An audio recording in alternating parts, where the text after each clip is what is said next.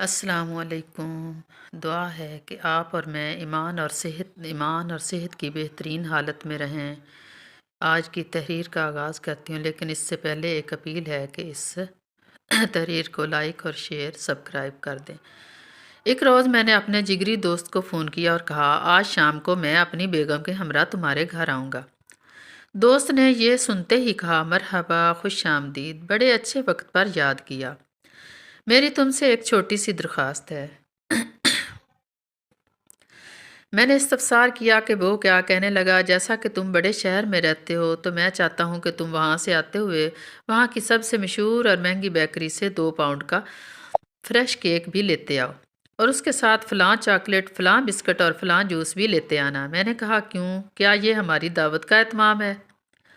دوست نے کہا، نہیں، یہ تمام اشیاء میرے بیٹے کی پسندیدہ ترین چیزیں ہیں، اور آج میں اپنے بیٹے کے ساتھ اس کی کامیابی کا جشن منانا چاہتا ہوں، لیکن اس وقت میں باہر نہیں جا سکتا، اور میں اسے اس بات کا احساس دلائے بغیر حیران کرنا چاہتا ہوں۔ میں نے دوست کی مطلوبہ چیزیں خریدیں۔ پرتعیش بیکری کا بل بھی ٹھیک ٹھاک بن گیا۔ میں نے رقم ادا کی، سامان لیا اور دوست کے گھر کی طرف روانہ ہو گئے۔ جب وہاں پہنچے تو تھوڑی دیر بعد ہی اس دوست نے اپنے بیٹے کو سرپرائز دیتے ہوئے جشن کا اہتمام کر دیا، اور یوں وہ شام خوشیوں سے بھر گئی۔ رات گئے جب میں نے دوست سے اجازت چاہی تو اس نے کہا، میرے پاس کیک کا ایک بڑا ٹکڑا بچا ہے، برائے کرم مجھے شرمندہ نہ کیجیے گا اور اسے اپنے بچوں کے واسطے لے جائیے گا۔ اس نے فقط وہی ڈبہ مجھے تھما دیا جو میں لایا تھا، اس کے علاوہ نہ ہی مجھے رقم دی اور جو میں نے خرچ کی تھی، اور نہ ہی پیسوں کا ذکر کیا۔ اس نے کیک کے ٹکڑے کے ساتھ مجھے الوداع کہا۔ میں وہاں سے رخصت ہوا اور واپسی پر سارے راستے اسے کوستا رہا، اور اس وقت کو کوستا رہا جب میں نے اسے بتایا کہ اس کے ساتھ کچھ وقت گزارنے کے لیے آ رہا ہوں۔ گاڑی میں میری بیگم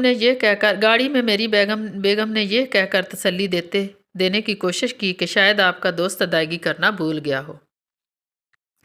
وہ کل ضرور یاد کرے گا اور آپ کو فون کر کے معذرت کرے گا اور پیسے بھی بھجوا دے گا۔ لیکن میں کہتا رہا کہ اس نے مروتاً بھی یہ نہیں پوچھا، لہٰذا یہ رویہ یاری دوستی اور اتصال ادب و احترام کے منافی ہے۔ میں بدستور غصے میں بڑبڑاتا رہا۔ گھر پہنچ کر بیگم کو کہا کہ شیخ صاحب نے جو کیک کا ٹکڑا تھما کر احسان کیا ہے، وہ کیک کا ٹکڑا بچوں کو کھلا دو، کم از کم کچھ تو تسکین ہو۔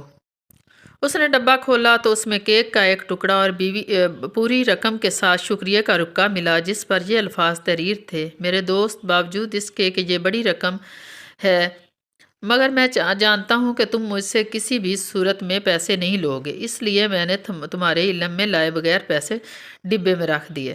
میں حیران کم اور شرمندہ زیادہ تھا، اور اس وقت کچھ سمجھ نہیں آ رہا تھا کہ کیا کروں۔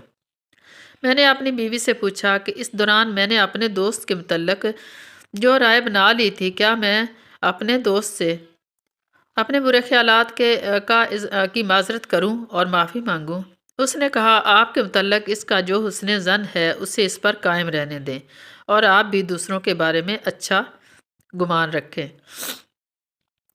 ہمارے اکثر مسائل ہمارے قول و فعل میں پیدا ہونے والی غلط فہمی اور ہمارے رویوں کی غلط تشریح کی وجہ سے ہوتے ہیں۔ کاش ہم ایک دوسرے کے لیے ایسے ہی اچھے بہانے بنا سکیں جیسے میرے دوست نے کیک کے ٹکڑے کے بہانے ڈبے میں ویسے رکھ دیے تھے۔ عربی بلاگ کو اردو غالب۔